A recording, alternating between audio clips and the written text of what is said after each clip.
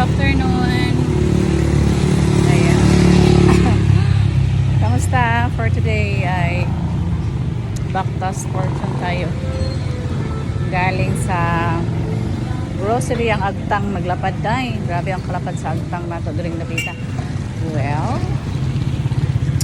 I just want to make a video kasi parang na pagtripan ko lang na maglakad-lakad while hindi man init, and also it's very nice to walk. The weather is so good, hindi siya mainit, at the same time hindi naman siya crowded since hapon na. It's already 5 p.m. Philippines charot. O diba, ganon. So naglakad ako kasi bet ko, although malapit lang naman siya, ang pamasahe sana sa tricycle, pag mag-tricycle ka ay 10 piso. Syempre nga, dahil sadyain yung, hindi naman siya sadyain, since hindi siya rush hour, so bihira yung tricycle na pumupunta doon. Since ako lang mag-isa, medyo mahirap ako makasakay, so pinili ko na lang po na mag-walk. O diba? Nag-e-explain Zay, nagpapaliwanag Zay, ganun. So yan, this is the street. Yan guys, yung kalsada. Opo, ang highway. So malapit na lang siya actually. Hindi na ako sumakay kasi sayang yung 10 piso, no? Kasi yung tower na yan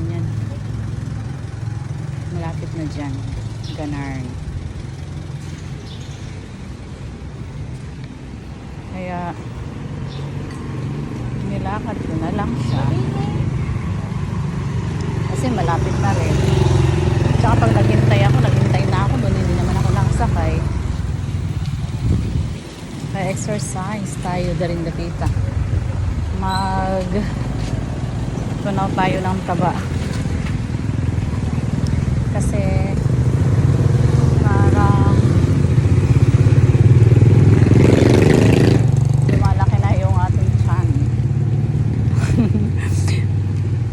lumalaki na dahil isang standby. And also hindi na kasi ako nag-exercise, at saka katulad ng mga past month na talagang nag-exercise ako. Wala na akong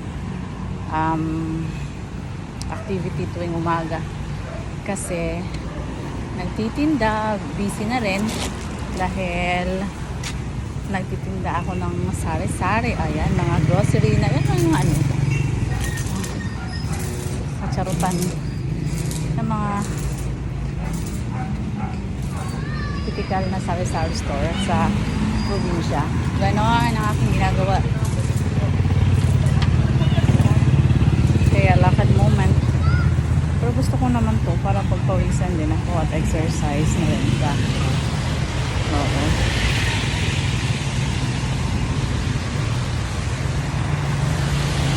Pero hindi tayo magpapahalata na naglakad kasi I'm sure na pagagalitan tayo bakit tayo naglakad sa halagang 10 piso.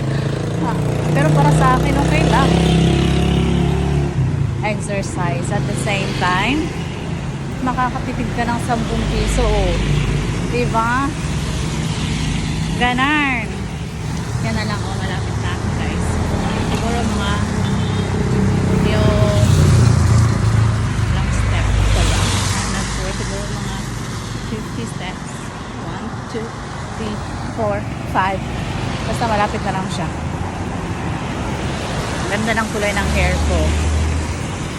Ito ay DIY. Kasi bumili lang ako ng pangkulay and I am the one applying it onto my hair. Ba't ka nag-English side? Ginawa ko siya at binili ko siya at ako lang yung naglagay ng kulay sa buhok ko. Yun. So far, okay naman siya. Hindi nga lang siya ganun ka pantay talaga na lahat nalagyan ng kulay since siguro kulang yung kulay or kulang sa babad. I'm not sure. Or hindi maayos yung pagkalagay. Pero for me, okay lang siya. Kasi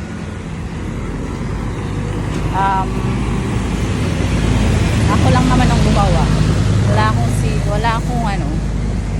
Wala akong sisisihin. And also masaya din na masaya din yung ganito. Diba? Tingnan mo yan. Nagawa ko to. Tapos makakuhaan ko na rin. Okay. I'm going to walk from the path. Okay guys. So dito tayo dadaan sa gilid. Kasi so, sa gitna tayo. For sure. Sila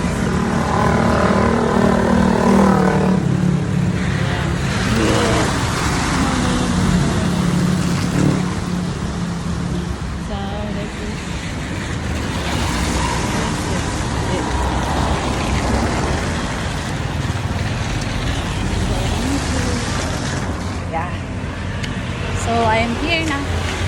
I'm almost here. And yeah.